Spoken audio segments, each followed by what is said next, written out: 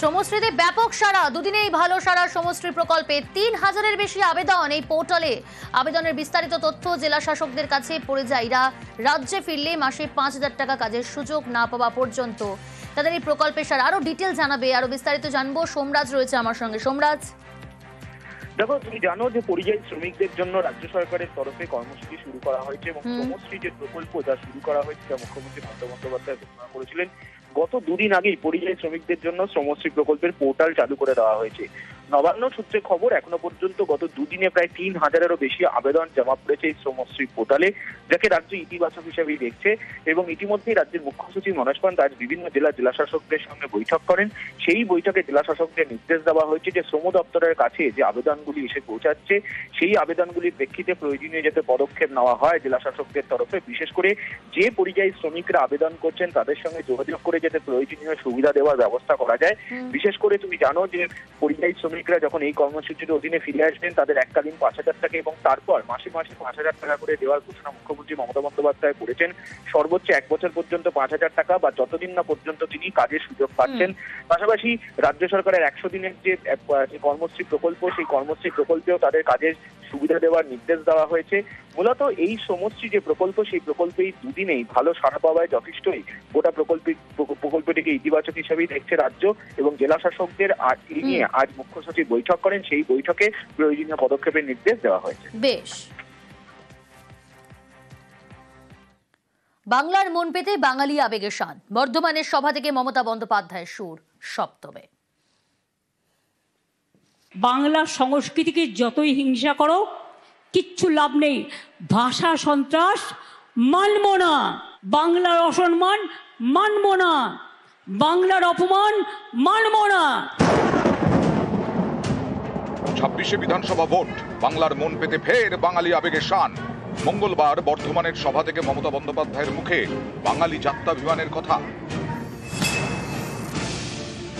আমি টাকা চাই না, আমি আত্মসম্মান চাই।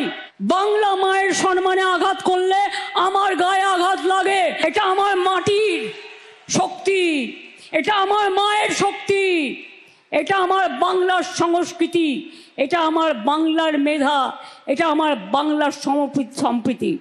কিন্তু মনে রাখবেন, আমাকে ভয় দেখিয়ে কিছু করা যাবে না। সম্প্রতি বঙ্গ সফরে এসে বাঙালির আবেগকে ছোঁয়ার চেষ্টা করেন প্রধানমন্ত্রী নরেন্দ্র মোদী। বড়রা আমার প্রণাম নেবেন, ছোটরা ভালোবাসা। জয় মা কালী,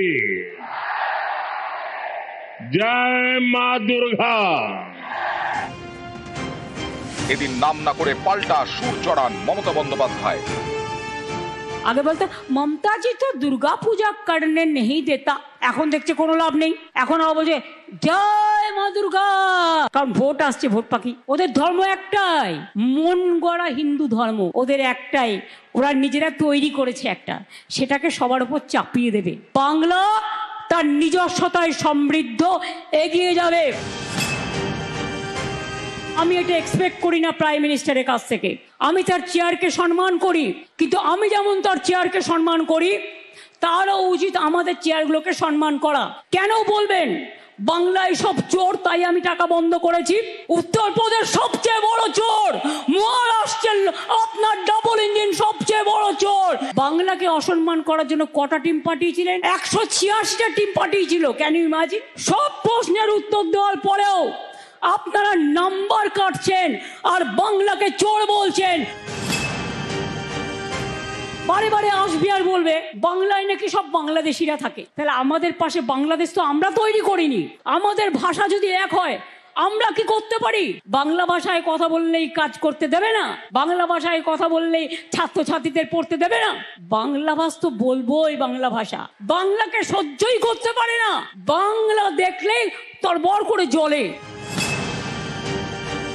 যদি শুধু বলেন সব বাঙালি মানে বাংলাদেশি, 1971 সালের মার্চ মাস পর্যন্ত আপনারাই গভর্নমেন্ট অফ ইন্ডিয়া চুক্তি করেছিলেন যারা এখানে আসবেন তারা ইন্ডিয়ান সিটিজেন।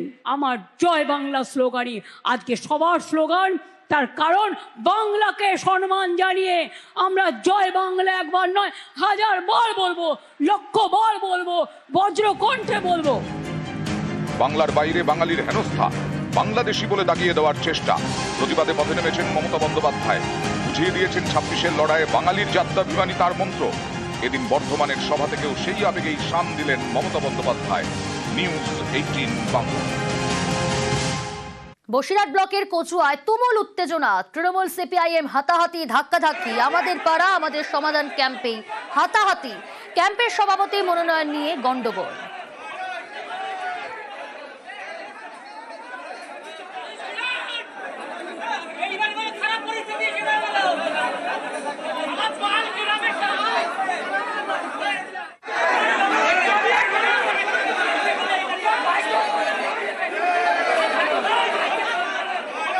টেলিফোন লাইনে রয়েছে প্রতিনিধি অনুপম। কেন এরকম ধস্তাধস্তি হাতাহাতি পরিস্থিতি তৈরি হলো? দেখো প্রিয়াঙ্কা, এই যে বসিরহাট 2 নম্বর ব্লকের কচুয়া গ্রাম পঞ্চায়েতের মোকামপুর স্কুলের ঘটনা, এখানে আমাদের পড়া আমাদের সমাধান ক্যাম্প শুরু হওয়ার সময় যে সভাপতি নির্বাচন, সেই নির্বাচন নিয়ে উত্তেজনা তৈরি হয় সিপিএম এবং তৃণমূলের মধ্যে, এবং এতটা উত্তেজনা তৈরি হয় হাতাহাতির পর্যায়ে গিয়ে পৌঁছায়। দুপক্ষের যেটা অভিযোগ, তৃণমূলের যেটা অভিযোগ করছে যে সিপিএম এর পক্ষ থেকে বহিরাগত সিপিএম এর কর্মী সমর্থক সেখানে এনে উত্তেজনা তৈরি করা হয়েছে, এবং সিপিএম এর পক্ষ থেকে যেটা বলা হয়েছে যে সভাপতি নির্বাচনের সময় যখন হাত তুলে সমর্থন করা হচ্ছে, তখন সিপিএম এর পক্ষ থেকে 105 জন হাত তুলে দিল এবং তৃণমূলের পক্ষ থেকে 65 জন। সভাপতি কারণেই সিপিএম এর পক্ষ থেকেই সভাপতি নির্বাচিত হওয়া উচিত, কিন্তু তৃণমূলের পক্ষ থেকে দাবি করা হচ্ছিল যে তাদের সভাপতি করতে হবে, আর এই নিয়ে উত্তেজনা তৈরি হয় এবং হাতাহাতি হয়। যদিও পরে বসিরহাট 2 নম্বর ব্লকের যে ভিডিও, তার হস্তক্ষেপে সমস্যার সমাধান হয়। বেশ অনুপম। সাহেবের প্রস্তাব অনুযায়ী ভোটাভুটির মাধ্যমে সভাপতি নির্বাচনকে কেন্দ্র করে সভাপতি নির্বাচনে নিরঙ্কুশ সংখ্যাগরিষ্ঠতা পাওয়া সত্ত্বেও তৃণমূলের কিছু ব্যক্তি তারা মানতে চায়নি। ওখানে যারা হাত তোলা হয়েছে, ওখানে প্রশাসনের আধিকারিকরা ছিলেন, তারা ভোটার আইডি কার্ড জমা নিয়ে এন্ট্রি করার পরে ঢুকিয়ে তারপরে সেখানে ভোটাভুটি হয়েছে। সুতরাং এই তথ্যটা একদম সম্পূর্ণ ভুয়ো একটা তথ্য দেওয়া হয়েছে। আসলে নিজেদের দুর্বলতাকে ঢাকার জন্য এই ধরনের কথাবার্তা বলা হয়েছে। ভোটাভুটি প্রক্রিয়া যখন শুরু হয়, সেই প্রক্রিয়া শুরুতেই সিপিএম চক্রান্ত করে ভোটাভুটিটাকে বন্ধ করার জন্য তারা বহিরাগত লোকজন এনে তারা ওখানে হাঁকা চেল্লা শুরু করে। কোনো ঝামেলা মারপিট কোনো কিছুই হয়নি। তারা তমলুকের দিকে নজর রাখি। তমলুকে আগ্নেয়াস্ত্র সহ জালের দুষ্কৃতী, ধৃত দুষ্কৃতী মুজাহিদ আনোয়ার উত্তরপ্রদেশের বাসিন্দা বলে জানা যাচ্ছে। সুজিত রয়েছে আমার সঙ্গে। সুজিত, কোথা থেকে এই দুষ্কৃতীকে গ্রেফতার করা হলো, কিভাবে পুলিশের জালে দুষ্কৃতী? এবং গোপন সূত্রে খবর পেয়ে তমলুক থানার পুলিশ এবং জেলা পুলিশের একটা টিম তারা কিন্তু হানা দেয়, এবং হানা দিয়েই তারা কিন্তু তার সন্ধান পায়।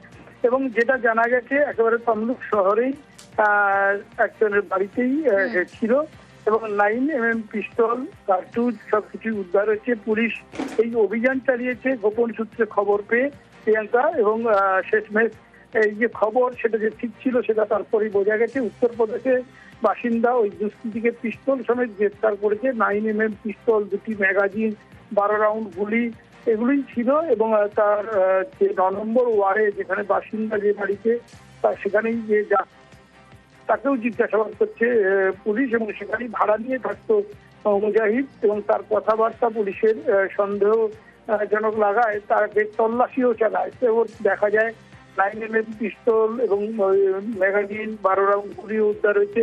বুধবার মানে আজকে তাকে তোলা হয় তমলুক আদালতে। পুলিশ রিমান্ডে নিয়ে তার জিজ্ঞাসাবাদ করে আরো কিছু জানার চেষ্টা হচ্ছে, কারণ তমলুক শহর মানে জেলা সদর শহর, সেখানে পৌর এলাকার একটি একেবারে শহরের মধ্যে একজনের বাড়িতে এভাবে আগ্নেয়াস্ত্র সহ একজন ব্যক্তি ভিন রাজ্যের বাসিন্দা সে বসবাস করছে। কেন করছে, তার কি উদ্দেশ্য ছিল, কি কি কাজে ব্যবহার করেছে নিজেকে, সেসবের খোঁজ খবর নেওয়া হচ্ছে। বেশ। এই পদম বসন্তে একজন থাকছেন, যার এগেনস্টে কয়েকটা কেস আছে, ঠিক আছে, এরকম একটা ইনফরমেশন পাওয়া গেছিল। তারপরে আমরা একটু ফার্দার ভেরিফাই করার পর আমরা রেড করে কাছ থেকে একটা 9mm পিস্তল এবং 6টা লাইভ রাউন্ড পাওয়া গেছে, সেটা আমরা সিজ করেছি। সিজ করার পর ওনাকে অ্যারেস্ট করা হয়েছে।